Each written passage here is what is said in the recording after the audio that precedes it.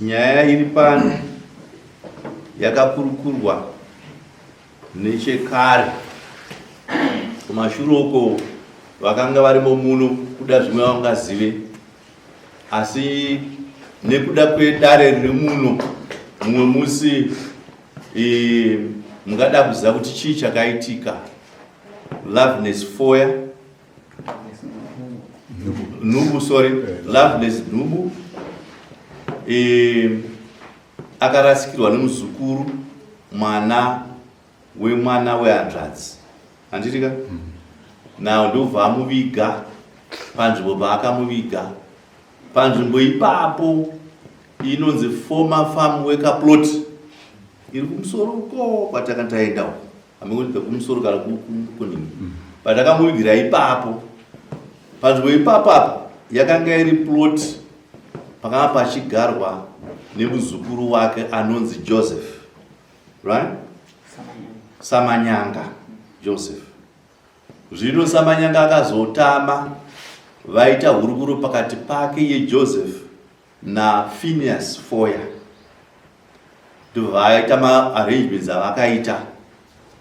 Phineas akazoenda ndokugara ipapo. Agara ipapo, mwana akashaya, ndobva aradzikwa. Ndobva pavakwa Guva nevanamati vedenomination inonzi vadzidzi. Now, nekufamba kwenguva zvinonzi izvo Guva iroro rakazotsemuka rikaparadzika nekuda kwemombe dzaisungirirwa padhuze nepaGuva, mombe dziri dzaPhineas. Saka nyaya yakapinda mudare ikatambwa, ndokuona kuti tiringoita nyaya iyi tinongori nemapicture chete etsananguro, regai tiende kuti tinoona kuti zvakamira sei. Saka ini nemakurukota angu taenda ikoko takanoona kuti pakambonyatsa kumira zvakadii panzvimbo ipapo. Saka tasvikoona tichida kuteedza nhoroondo kuti Guva rakavakwa rini, Guva riri kure zvakadini, panosungirirwa mombe, pane umbowo here hwekuratidza kuti pane ndove yekuti mombe dzakambogarapo, pane mimwe miti here iri pedyo neGuva inoratidza kuti mombe dzingangosungirirwa ipapo, pane rimwe danga here riripo pedyo ipapo rinoratidza kuti pane dziri kuvharwa kana dzakambovharwa naJoseph. Saka nekudaro zvese tazvivongorora izvozvo. Chekutanga chataona ndechekuti ichokwadi kuti Guva rakapazika. Now, ende ichokwadi kuti Guva rakadzika. Kudzika tinoti rakadi nemuchirungu vanti segeni. Rakadhirika. Rakafamba kudzika kwenda pasi. Ende ichokwadi kuti padyo pangangoita kubva paGuva kwenda pane danga pangangoita mamita akasvika kana kuti 8 kana kuti 10 kwenda pane danga iko zvirezvi. Ende ichokwadi kuti padhuze ipapa nerinda ipa pane zimuti riripo rinonzi iro pakamboita danga raJoseph kare kumashure. Asi Foya auya pamusha uyu padanga rekutanga raJoseph haana kuriona, nokuti Joseph anga atochinja danga apa nechimbo pane imwe nzvimbo. Ipapo ndo pakasvikoona Foya pachiratidza kuti Joseph aimbopinza mombe dzake apa. Padanga ipapo pane zimuti riripo muchekecha ndizvo muchekecha kawe pane zimuti riripo remuchekecha panoratidza kuti kana nanhasi uno mombe dziri kutosungirirwa ipapo. Asi ndo pai patataura kuti pane mamita akasvika 10 kubva pane rinda. Tachera nzvimbo dzatachera panharaunda pakambonzi pakavakirwa danga naJoseph rekutanga. Hatina kurumidza kuona kuti pakamboita danga ndove nokuti pakarimwa. Tazochera panharaunda peguva mudhuze meguva chida kuona kuti ngaona ndove here. Ina ndakuiona ndove inoratidza kuti pakambochera. Asi chetaonekwa chekuti guva chikwati rakadi. Uye mukati meguva makavakwa krawu inoratidza kuti makaswa muchinjikwa nedombo resimenti ranga riri kumusoro kwemuchinjikwa.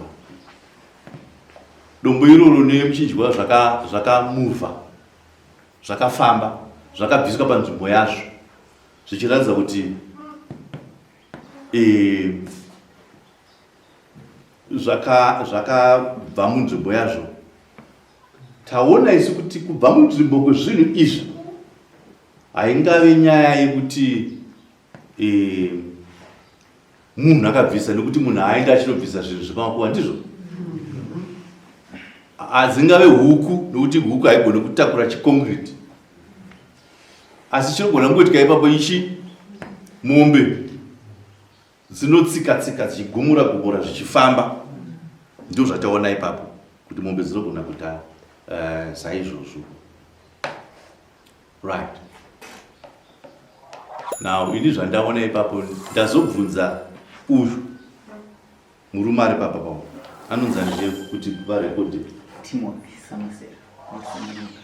Timothy Samanyanga. Timothy Samanyanga ndiye munun'una waJoseph.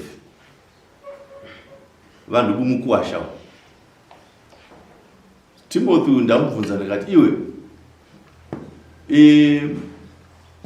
nevamwe vangarepo, kana imba ikafamba nhasi kana mvura zhinji, imba ikanzi yanyura ikafamba kudai kutsekeduka, chii chinoitika? Ndikabvunza mubvunzo yemukati menyu, pananga ndipindura. Imba ikafamba yanyudzwa nemvura, chii chinoitika kuimba iyo? Zviri kuona chii chinoitika? Ngatizgunde baba. Inotsemuka. Handika? Imba ina sei? Inotsemuka. Tane zvinhu zviviri zvinoratidza kuti matombo aya nekufamba kwakaita mvura yawanda ikanyura, matombo anogona kuita sei? Kutsemuka. Muchinjikwa yakaitwa namatidzwa mukati mero gona kuita sei? Kubva. Nedombo rinogona kuita sei? Kubva. Asi zvinobva asi hazviita sei? Hazvimuvhe. Handika? Zvinotazoona kuti panosvika mombe hapana kufenzwa panzvimbo. Hapana fenzi iripo kwenguva yakareba. Saka panosvika chi mombe dzichingofamba zvadzo dzichiita zvadzinoita. Mombe dzinogona kutsika dzichidya dzichingopfuura pamwe dzichitozorora zvadzo ipapo. Ndo zvataona ikoko. Pane miti iripo midiki iripo iri kuratidza kuti haisi kukura, yakaomarara pakukura iyayi. Tamboti iri ndamboti bati munhu anogona kusungirira mumba dzichitotsika chi makuva. Ndandazobvunza uyu Timothy ndikati iwe wakaenda pamusha pemunhu atama, wosvikoona pane apo pamuti uri papa pane danga asi mapango hapachisina. Handitika? Asi muti uripo, uyo muti uripo, mvuri uyo uripo apo, pane miti mitatu ingai. Ndikati logical, uchifunga nepfungwa dzako wasvika panzvimbo yakadaro, wozokombera nemiti iri pachuru panapa, iwe ungasungirira mombe dzako papi? Toti wauya nemombe dzako 5, ungadzisungirira papi? Pakabheke pane danga here kana kuti patumiti turi panapa? Ndianangada upindura.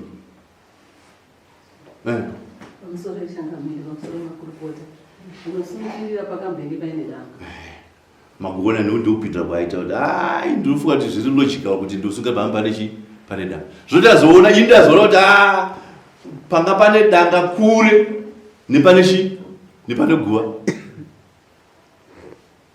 Saka ndakupa judgment yangu. Anobanzwa nemaonero andaita kuti mhosva iri kupuwa 4 yawo yekuti wakasungira mombe paguva, mombe dzikatsemura guva remuzukuru wangu, ini ndiri kuti kwete, hazvisirizo.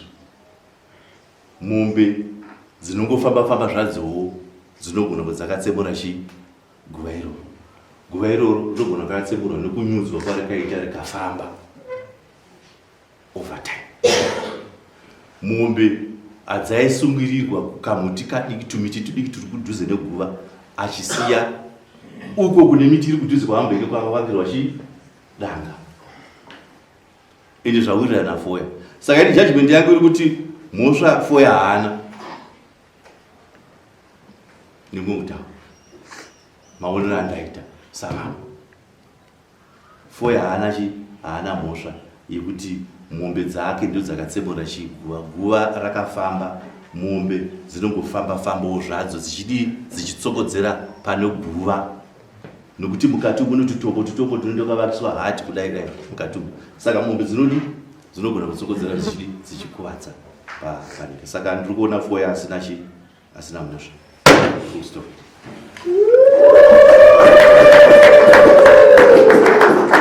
Yokuda kunzwisa nedare rakamboitika rokubva kwafoya paya ngamufoya ngamumira yaimwe ndio yakambotongwa ikapuwa deadline kuti ndio uno mwedzi wakanganzadza. Sando andada kunzwisa kuti iyi ndio yapera, asi iyo akanzadza ndizi kuti madhesi acho zvakanzi mwedzi uno anobva date ripichete. Kana zvobva zvaenderana nevamwe vakomana atikati ngazvouya